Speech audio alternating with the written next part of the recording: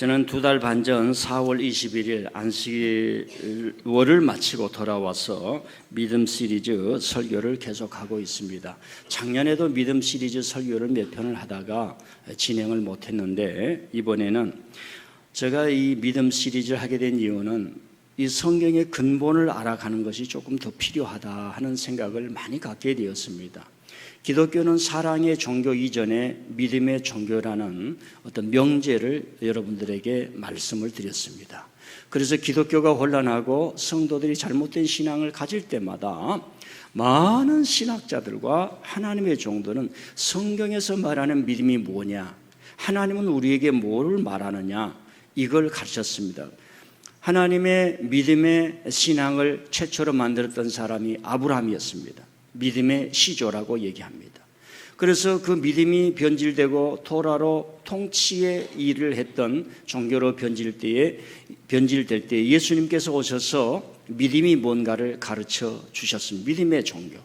그리고 베드로나 바울 사도나, 그리고 1000년이 지나면서 중세 교회가 어려워졌을 때 루터라는 사람이 나와서 종교 개혁자들과 함께 성경에서 말한 믿음이 뭐냐, 우리가 신심으로 하나님을 믿는 것이 아니다, 내 중심으로 하나님을 믿는 것이 아니라 성경에서 말한 믿음이 뭐냐를 외치면서 다시 교회를 성경 중심적으로 오게 했던 것입니다.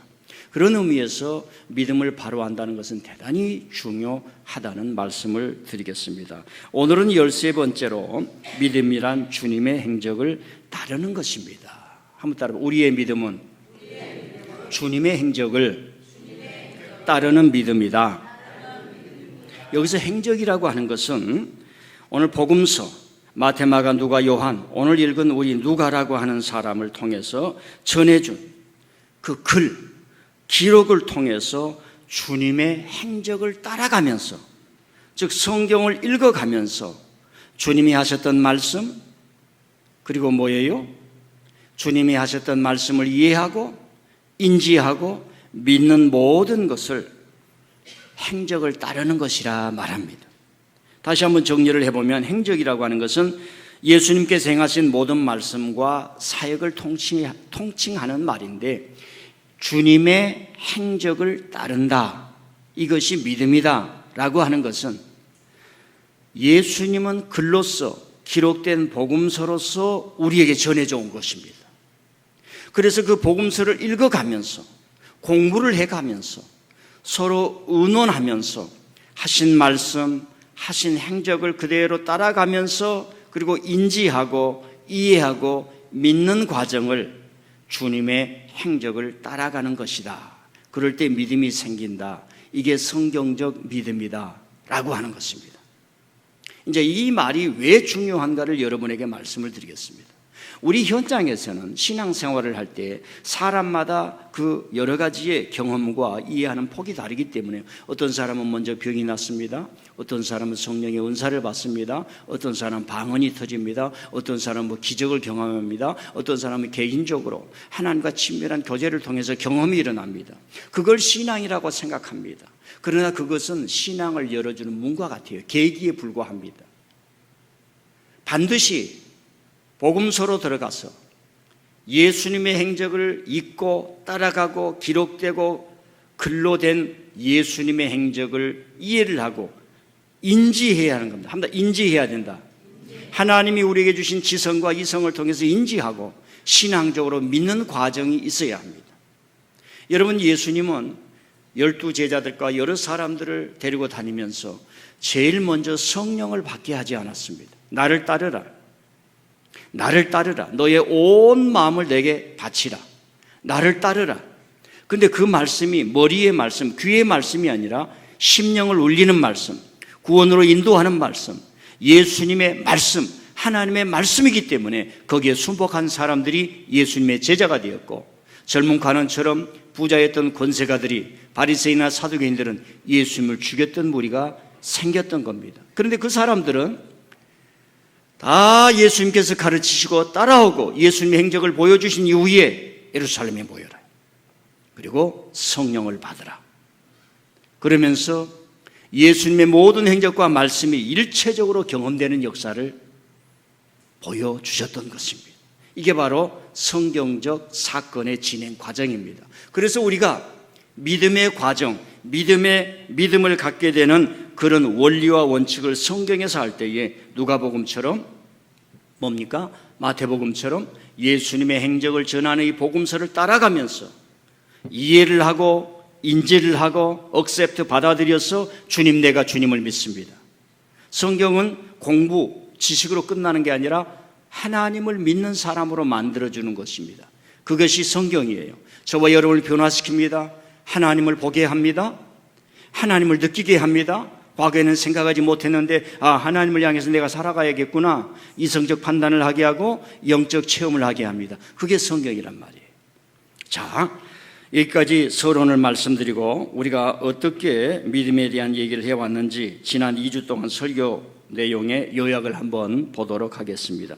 6월 16일인가요? 거기 한번 보여주세요. 자, 믿음은 주님과의 내적인 만남이라고 했습니다. 베드로가 고기를 많이 잡았습니다. 오른편에 그물을 던지라, 깊은 데로 가서 그물을 던지라, 주님, 내가 말씀에 의지하여 하겠습니다. 베드로에게 어떻게 이런 사건이 일어날 수가 있었는가? 그리고 고기를 잡았습니다. 고기가 보이지 않고 예수님이 보이는 거예요. 예수님이 나사렛 지저스가 아니라 크라이스트 지저스, 주님이 보이는 거예요. 하나님이 보이는 거예요. 나를 떠나소서, 나는 죄인으로소이다. 이 사건 이면의 깊은 곳에서는 베드로가 주님을 내적으로 만나는 거예요. 자기 개인 깊은 곳에서 주님을 만나는 것입니다. 신앙생활도 저와 여러분도 설교를 들었습니다. 세례를 받았습니다. 오피셜하게 공적으로 여러 가지 예전에 참여했습니다. 예식에 참여했습니다. 그런 과정을 통해서 여러분의 심령 깊은 곳에서 적든 크든 주님을 믿고 살아볼게요. 주님 저를 붙잡아 주시는 줄 믿습니다. 이 내적 경험이 일어난 줄 믿습니다. 이게 크리스찬이에요. 목사님, 저는 내적 경험이 일어나지 않는데요. 한 번으로 사람은 되지 않습니다. 초등학교 다녔다고 이 세상을 살아가는 지식을 얻는 게 아닙니다. 자, 두 번째요. 그 다음에 23일치. 자, 저 때는 믿음은 주님 앞에 온전해지는 것입니다. 젊은 관원이 예수님이 나를 따라오래. 재물을 다 팔아버리고 나를 따라오려고 하면 재물이 상관이 없네. 다 팔고 나를 따라오게 했을 때에 부자인지라 재물을 팔지 못하고 슬퍼 갔다 했습니다. 슬피 울며 갔다고 그랬습니다. 슬퍼하며 갔다고 했습니다. 왜 그랬을까? 왜 어떤 베드로와 같은 사람들은 주님을 따르고 어떤 관원들은 주님을 따르지 못한 것을 성경이 우리에게 얘기를 하고 있을까? 이 두 부류들을 말하고 있습니다. 그 두 부류를 말한다는 것은 저와 여러분의 그대들은 어떤 것을 선택하겠느냐라고 하는 겁니다. 어떤 것을 선택하며 살겠느냐, 이 메시지가 담겨 있습니다. 그 젊은 관원이 선생님, 어떻게 해야 영생을 얻겠습니까? 제가 계명을 다 지켰습니다. 잘 살아왔습니다. 잘 해왔습니다. 더 무엇이 필요하겠습니까? 그 사람은 아무래도 한 20대나 30대 초반일지도 몰라요. 인생을 그렇게 살아보지도 못했을 것입니다. 무엇이 더 필요하겠습니까? 저 재물 많아요. 죽을 때까지 보험이 짱짱합니다. 그런 소리입니다. 자네에게 결정적으로 하나가 부족. 이 하나라는 말은 근원적으로 부족하다는 거예요. 제가 결론으로 말씀드렸죠. 자네는 메시아를 모르는 거예요. 그리스도를 모르는 거예요. 자네는 주님을 모르는 것이니. 자네가 지금 율법을 통해서 종교 생활을 하면서 하나님 부르지만은 그 하나님 더 로드, 자네의 생명의 더 로드, 주님을 모르는, 즉 나를 모르는 거예요. 나를 모르니 세상에 어떻게 구원이 있고 영생이 있겠는가? 이런 말씀을 통해서 믿음은 주님 앞에 온전해지는 것이다. 즉 자네는 나를 따라오게, 그게 온전한 길이니 주님을 따르는 길이 온전해진다는 거예요. 우리가 군자가 되거나 도덕자 군자가 되거나 성숙해서 그런 것도 추구해야 되겠습니다만은 그런 게 아니라 예수님을 바로 따르는 것이 온전해지는 것이란 얘기입니다. 여기서 한번 이제 벌써 졸음들이 오니까 한번 짚고 넘어가는 거예요. 예수님을 온전히 따르겠다라고 생각하신 분들은 아멘. 목사님 바빠 죽겠어요. 그저 그렇게 예배 시간에 겨우 오겠습니다 하신 분 아멘. 자, 그리고 지금까지 9번의 설교를 한번 제목만 짚고 넘어가겠습니다. 올려주세요. 저도 안 보이네요. 저렇게 해서 우리가 지금 믿음 시리즈를 해나가고 있습니다. 믿음이 너무 중요하다는 거예요. 그래서 다 외우지는 못하더라도 한 번씩 보고 저것을 여러분 톡에 올려드리겠습니다. 자, 설교 시작합니다. 어떻게 누가는 초기 교회의 보배가 되었는가? 정말 우리가 누가복음을 읽었습니다. 우리는 이 누가복음을 읽으면서 이 누가복음이 너무나 위대합니다. 이런 것은 공부를 하면서 그 깊이를 알게 되는데, 그래서 우리가 질문이 생기는 겁니다. 도대체 누가는 어떤 사람이었을까? 누가는 어떻게 해서 예수님의 행적을 이렇게 자세하게 남들이 말하지 않는 것까지 기록하였을까? 여러분, 그때는 펜이 없던 시대입니다. 그때는 종이도 없었고 타자기도 없었던 시대였습니다. 그때는 일일이 파피루스라는 것을 만들어서 그것을 조그맣게 만들어가지고 글을 써야 되는 시대였습니다. 돈도 많이 드는 시대였습니다. 제가 초등학교 때요, 연필을 사지를 못해가지고 연필이 종이로 만든 거였어요. 그래서 서울에서 온 친구들이 필통의 연필을 가져왔어요. 방학 때 되면 놀러 부모님 집, 친척 집에 놀러 온. 크게 부러워가지고 우리가 어렸을 때는 이 종이가 없어가지고 여러분 아신지 모르겠어요. 백노지라고, 노트가 백노지였는데 그것도 없었습니다. 그래서 글씨 연습을 벽에다 했어요. 비료푸대에. 유일하게 종이라고요. 여러분 2000년 전을 생각해 보십시오. 그럴 때에 누가라는 사람은 파피루스를 만드는 데 얼마나 많은 재산이 투입이 되겠습니까?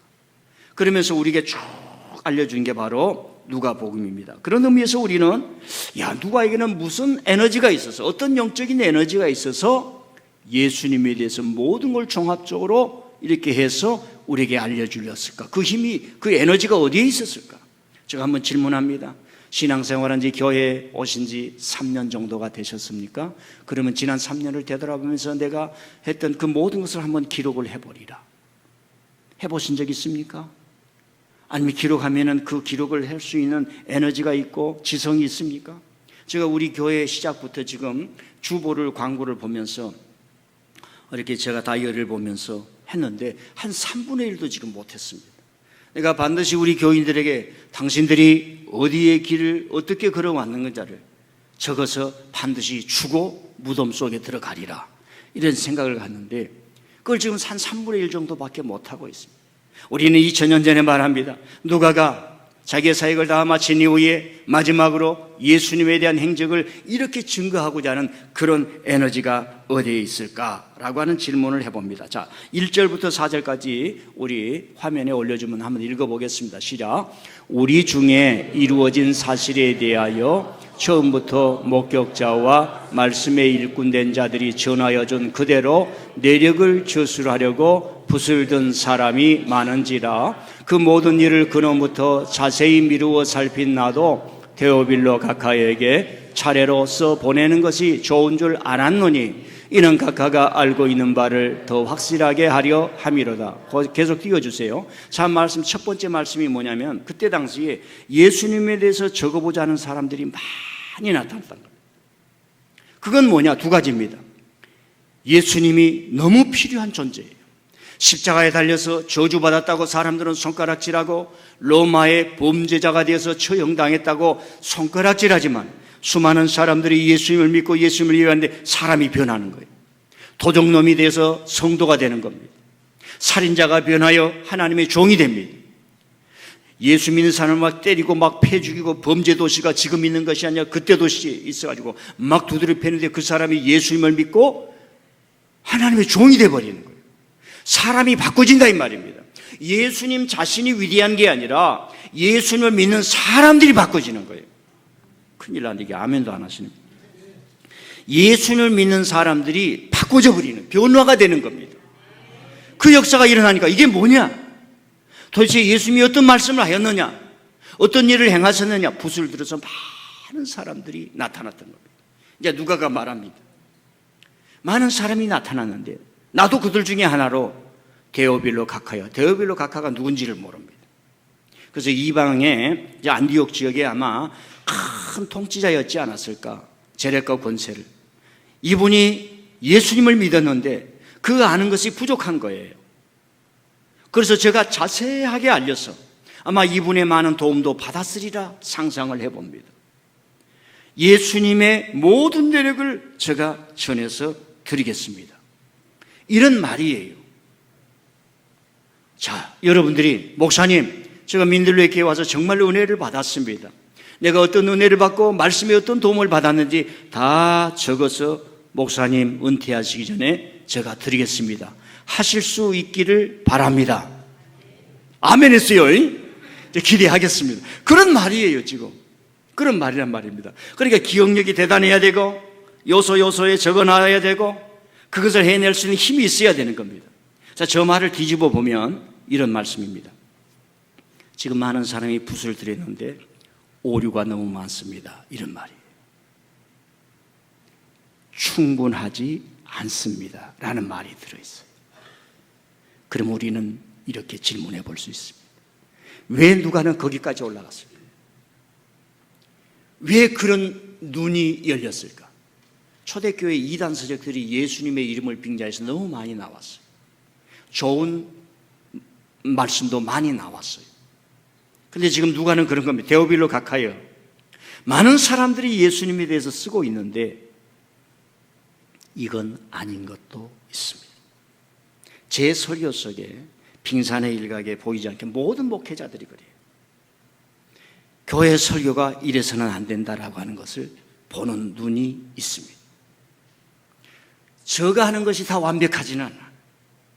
그걸 reflective thinking이라고 하는 겁니다. 반성적 사고라고 하는 겁니다. 반성적 사고.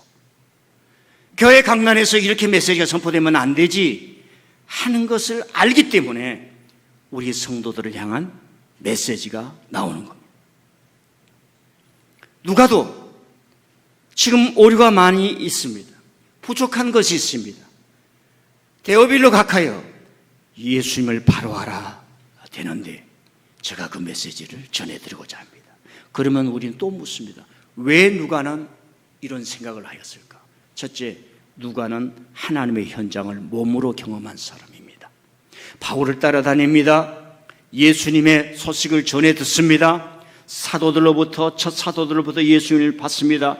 그리고 그 현장에 갔을 때에 전통적 종교인이 아니라 여자들, 여아들, 종들이 막 들어오는 거예요. 교회를 만드는 거예요.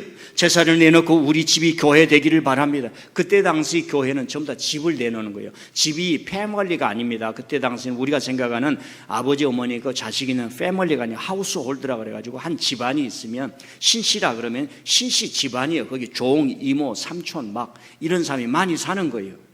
거기 그러니까 그 자체가 하우스홀드, 즉 가족이 교회가 되는 겁니다. 그런 역사가 일어나는 겁니다. 누가의 눈에 예수님은 성천하셨지만 성삼위 하나님은 성령으로 역사하셔서 예수님이 행하셨던 그 모든 것들이 사도들과 교회를 통해서 계속되고 있는 거예요. 이 성경적 믿음을 가지면 교회에서 일어난 일들이 여러분의 직장에서도 일어나고 여러분의 가정에서도 일어나고 여러분 삶 속에는 불불 끓듯이 일어나고요. 그래서 누가는 그 모든 것들을 몸으로 체득하고 보게 된 겁니다. 그러니까 누구보다도 확실한 거예요. 자, 사람은요, 자기 몸 안에 체득된 것만이 자기 인생이 되는 겁니다. 배가 부른데요, 좋은 음식을 먹고 고기를 먹으면 그것이 살로 가지 않습니다. 에너지로 가지 않았습니다. 몸을 병들게 만들고 몸을 파괴하고 콜레스테롤이 많게 됩니다. 그런데 배가 고파도요, 보리밥을 먹어도요, 자기가 손수 먹고요, 이걸 귀하게 먹고요, 우리 아버지가 어떻게 벌어서 이 보리밥을 마련했는데 이렇게 먹으면 보리밥을 먹어도요 지게를 지고요 일을 하고요. 예, 내가 옛날 지게를 얘기를 해서 죄송한 얘기입니다만은 우리 옆집에 어렸을 때 너무 가난해요. 매일마다 여름이면 보리밥도 못 먹는. 근데 그 친구하고 나랑 이제 산에를 가서 풀을 베고 이렇게 짐을 지면 그 친구는 저보다 2배를 해. 2배를. 왜 그랬을까? 그런 생각이 있습니다. 그러니까 여러분의 인생이라고 하는 것은 몸으로 체득하는 거예요.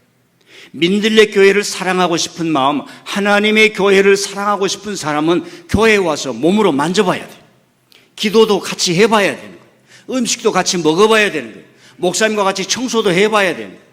어쩔 수 없어요. 저는 신학교 가기 전부터 교회 청소해가지고 은혜 받은 사람이에요. 교회 청소를 열심히 하니까 하나님이 점수를 주신 거예요. 아멘. 은혜 받은 사람은 우리 교회를 빛이 번쩍번쩍 나도록 청소하는 사람이 되실 수 있기를 바랍니다. 여러분, 땀 흘림이 없이 쉽게 얻은 재물과 부는요, 사람을 중독으로 몰고 가고 소비와 쾌락에 젖어 폐가 망신시킵니다. 공부도요, 아버지가요 돈을 억만금을 주고요 학원을 보내줘서 그저 그렇게 쪽집게 공부나 하면요, 그 수많은 지식은요 후에 잡념이 되고 번뇌가 되고 식자 우환이 됩니다. 공부를 하게 되면은 항상 추구하게 되어 있어요.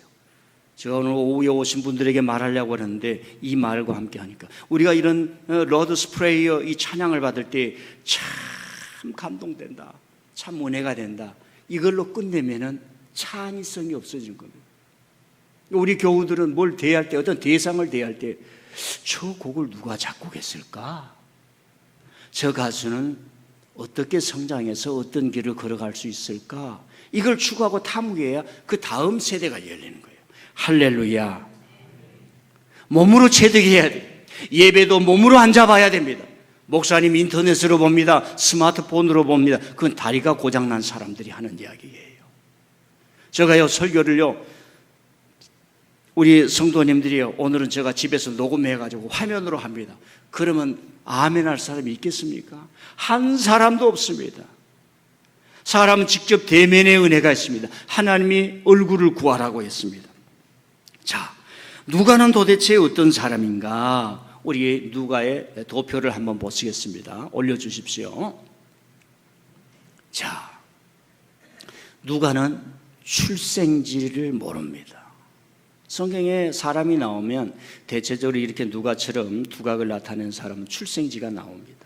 두 번째는 고향이 없어요. 안디옥 출신이란 설이 있습니다. 왜냐하면 이 누가복음이라든가 사도행전에는 안디옥이라는 곳을 자세히 기록을 많이 합니다. 그런 의미에서 안디옥을 잘 알았다는 것은 그 지역의 사람이 아닌가 이렇게 추정을 하는 거예요. 여러분 교회 하면 어느 교회를 제일 잘 알고 있습니까? 민들레 교회죠. 그러니까 여러분 나는 어디 교회 다닌다란 말을 안 해도 100년 이후에 여러분이 글을 보고 아, 이 사람은 민들레 교회 얘기를 많이 하니까 민들레 교회와 연관이 많이 있는 사람이다, 이렇게 추정을 할 수 있습니다. 자, 평생을 누가는 돕는 자로 살았습니다. 자기를 드러내지 않아요. 자, 말씀합니다. 자기 간증이 하나도 안 나와요. 여러분, 간증꾼이 되면 안 돼요. 부흥사꾼도 되면 안 됩니다. 하나님 앞에 자기 경건의 생활이 있어야 합니다. 그리고 자신의 간증이 없고요, 바울 사도를 만났고요, 위대한 저술가가 되었습니다. 그 다음에 선교에서 나타난 게 있어요. 바울을 도운 의사였고 일생을 동행한 선교사였습니다. 이방 지역에 나타난 구원 생명 역사의 증인이었어요. 그걸 몸으로 보는 거예요. 특별히 누가복음에는 아프고 힘든 사람들의 얘기를 많이 합니다. 여러분 지금도 보세요. 세상에 누가 의인이에요? 누가 대한민국에서 법을 잘 지킵니까? 별자리들, 높은 사람인 사람, 나는 죄가 없다 그러지요. 나쁜 놈들은 다 일병 계급다는 친구들, 노동자들, 아파하는 사람들, 그 놈들이 잘못했고 그 놈들이 교통사고 당했고. 여러분 지금은요, 너가 깜빡이를 안 켰지, 이런 시대가 아닙니다. 왜 그 도로에는 깜빡이를 켜는데 주의를 하지 않게끔 도시를 건설했느냐? 학자들이 이렇게 말합니다. 개인에게 너무 뒤집어 씌우지 말라는 얘기입니다.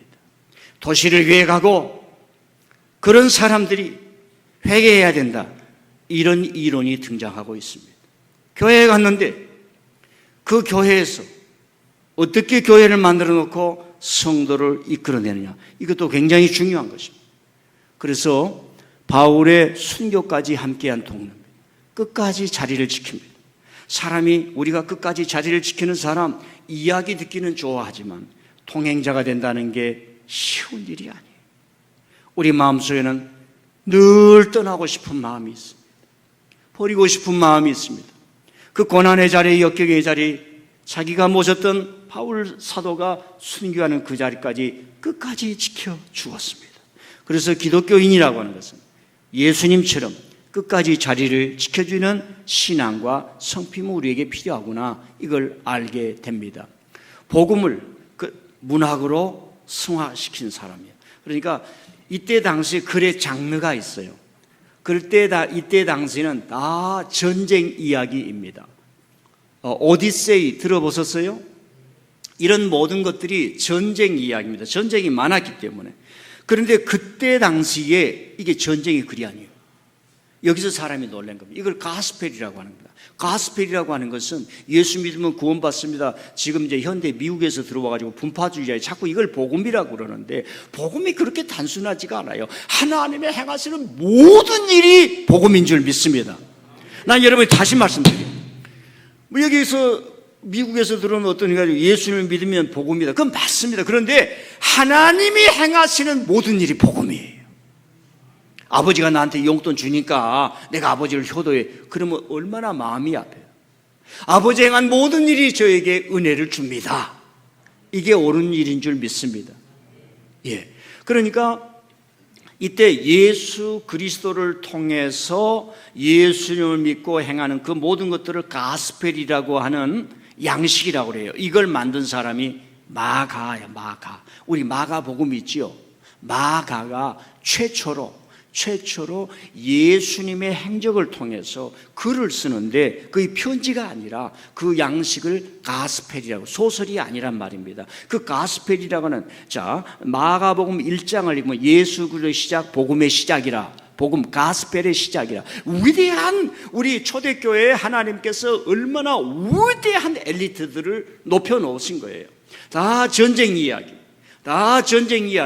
그런 걸로 살아가면서 연극을 하도 전쟁이 옵니다. 누가 장수가 왔습니다. 이렇게 연극을 했을 때에 끝까지 사랑하시다가 자기 몸이 찢어지기까지 십자가를 지신 이분을 보시라. 하나님의 어린 양 이분을 보시라. 이렇게 써내려가는 거예요. 완전히 세상하고 다르는 거죠. 사람을 살리고 저와 여러분을 하나님께로 인도하는 그것을 복음 양식이라고 하는 거예요. 그런데 누가는 이 복음이라고 하는 양식을 어마어마한 문학적 수준으로 올렸다라고 하는 겁니다. 이제 여기까지가 성경 공부예요. 성경 공부. 우리가 성경 공부를 해야 됩니다. 자, 우리 글 하나 올려주세요. 오늘 누가는 바울이는. 자, 읽어보십시다. 시작. 누가는 바울이라는 거인의 어깨 위에서 로마까지 펼쳐진 위대한 하나님의 역사를 눈으로 목격했다. 아멘. 여러분이요, 눈과 마음과 지성과 온 인격으로 하나님의 교회인 민들레 교회를 목도하며 지키며 헌신하면 여러분 빗나갈 수가 없어요. 빗나갈 수가 없습니다. 자식이 어머니 아버지가 땀을 흘리고 매일 나가야 되는 그 빚을 갚아내면서 자식만은 살리고 자식만은 공부시켜야겠다, 자식만은 살려야겠다, 나보다 더 좋은 세상을 살도록 자식에게 물려줘야겠다, 이렇게 있으면 그 자식이 사람이 바로 되고 우리 아버지 최고, 우리 엄마 최고, 아빠 최고, 이렇게 되는 줄 믿습니다. 그래서 성경은 증언이란 말을 쓰는 거예요. 누가는 바울이라는 거인의 어깨 위에서 로마까지 펼쳐진 위대한 하나님의 역사를 눈으로 목격했다. 로마는 팽창사회입니다. 밖으로 번져가는 사회예요. 자꾸 식민지를 만들어요. 그런데 기독교는 로마 속으로 쳐들어가는 사회예요. 로마 속을 뚫고 들어가는 것은 사람의 심령을 뚫고 들어가요. 여러분의 심령을 뚫고 들어가는 게 예수님이에요. 여러분의 마음, 여러분의 인생, 여러분의 심령 속으로 들어가 죄를 다 격파하고 여러분 속에 있는 믿음은 살아나게 하고, 저 초원처럼 나무들이 살아나게 하는 것처럼, 자라나게 하는 것처럼, 그게 복음이란 말입니다. 그걸 누가가 한 거예요. 그걸 그대로 기록하니 누가 복음이 되는 것입니다. 그래도 세련되게 하기 위해서 좀 제가 말씀을 전하겠습니다. 사람이요, 글을 써요. 좋은 글을 쓰면은 그 글을 읽는 사람들의 정신세계가 넓어지고 깊어집니다. 자기 정신을 본 사람, 아멘. 자기 정신을 못 보신 분, 아멘. 자기 정신을 본 사람이 어디 있어요? 못 보지요. 근데 자기 정신이 있다고 생각하신 분, 아멘. 정신 없는 사람은 국회의원에서 너희들은 정신이 나간 놈이야, 이렇게 말합니다. 옆 사람 한번 보시다 정신이 나갔는지 안 나갔는지. 민들교회 자주 오면 정신 안 나갔어요. 정신은 안 보이지만 정신이 있어요. 이 정신의 세계를 만들어낸 사람이 글을 쓰는 사람들이에요. 제가 누가가 일생 동안 선교 여행을 하면서 바울 사도를 도왔지만은 우리의 영적이고 정신 문명을 이렇게 위대하게 만든 분이다. 하나님께서 초대교회에 이런 엘리트들을 우리에게 주셨다라고 하는 하나님의 위대성을 증거하기 위해서 제가 이 말을 하는 것입니다. 여러분, 노벨상 중에 문학상이 있어요. 문학상. 글을 쓰는 사람들을 발굴하고 꿈을 주는 사람입니다. 상입니다. 왜요? 좋은 글은 인류를 밝게 하기 때문에 그렇습니다. 어떤 주제에 맞게 글을 써서 책을 내면 저자라고 합니다. 작가라고도 합니다. 여러분, 인생이라고 하는 것은 자네 돈을 어떻게 했으니까 범죄자네, 법칙이나 규칙이나 법조문 몇 가지 전통으로 우리가 이렇게 해왔으니까 너는 이렇게 해, 이런 것으로 인간을 규정할 수가 없어요. 인간은 그만큼 넓고 그만큼 다양합니다. 남자는 이렇게 해, 옳지만은 그렇게 할 수가 없어요. 남성 속에도 여성이 있습니다. 여성도 그랬어요. 너는 여자니까 이렇게 해. 저 우리 집안 얘기인데 우리 딸들이 야, 치마 좀 입고 미니스커트 좀 입어봐라 그러니까 참 안 어울린대요. 여자니까 미니스커트 입어라. 이렇게 해서도 사람을 이해할 수 있어요. 그만큼 사람은 넓고 깊은 거예요. 그 넓고 심오한 차원을 표현하고 빚어내는 사람들을 우리는 이름하여 문학가라고 말하는 겁니다. 그리고 그걸 이야기로 풀어내는 사람을 소설가라고 해요. 그리고 이런 일로 일생을 살아가는 사람을 문인, 문학가라고 하는 겁니다. 그래서 이 사람들이 왜 중요하느냐? 조선 500년 시대에 영의정이 되고 자의정이 되고 심지어 사또가 되려고 하면은 문인이 되지 못하면은 과거 시험에 합격을 할 수가 없습니다. 한문을 딱 하나를 주면은 그걸 가지고 그 자리에서 시를 만들어내든지 풀어서 글을 만들 수 있어야 돼요. 사람을 다가가면 그럴듯해요, 안 그래요? 예. 사랑해! 이런 말보다 더 깊은 의미가 있어요. 사랑이라는 말 나쁜 말이 아니라 이 사람을 규정하고 정한 명령이 아니라 다가가면 가까워진다. 오늘 이 사회는 다가가지 않는 사회, 벽을 만드는 사회. 너와 나 사람과 벽을 만들다 보니까 사람이 미쳐 환장해버린 거예요. 그러니까 두 가지를 해야 돼요. 하나는 개라도 키우든지 하나는 기계라도 집에 갖다 놓고 야 이놈아 어른 일어나면 인사라도 해야지. AI한테 말을 명령을 내서 주인님 안녕하세요 이렇게라도 해야 되는 시대예요. 왜요? 지금은 파편의 시대, 분파의 시대.